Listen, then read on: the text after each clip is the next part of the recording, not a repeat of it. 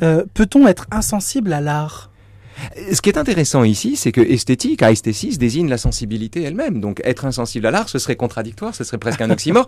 Ce qui est intéressant dans ce sujet, paradoxalement, c'est qu'il me semble que les conditions d'insensibilité à l'art repose non pas sur l'individu qui a une sensibilité comme tout le monde. On peut pas être insensible à l'art tant qu'on est sensible à l'amour ou qu'on est sensible à la haine ou qu'on est sensible au désir, si vous voulez. Tant qu'on est sensible à des choses comme ça, comment être insensible à l'art ?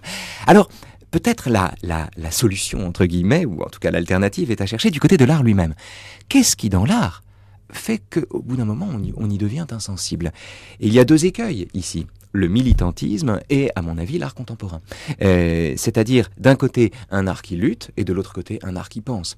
Ces deux arts-là, ne s'adressant pas à notre sensibilité, c'est-à-dire à ce qu'on n'a pas le choix d'éprouver, mais s'adressant, dans un cas, à nos opinions, quand l'art est militant, ou bien, dans l'autre cas, à notre intelligence, quand l'art est contemporain, c'est-à-dire ces deux formes d'art qui nous demandent soit de nous engager, soit de penser, non seulement permettent l'insensibilité, mais à mon avis, en tout cas en ce qui me concerne, présupposent l'insensibilité, c'est-à-dire implique, pour ma part, l'insensibilité. Un art qui essaie de me faire réfléchir, qui essaie de me faire penser, ou un art qui essaie de me faire la morale, est un art qui, par définition, me rend insensible. La question est évidemment de savoir si c'est toujours de l'art.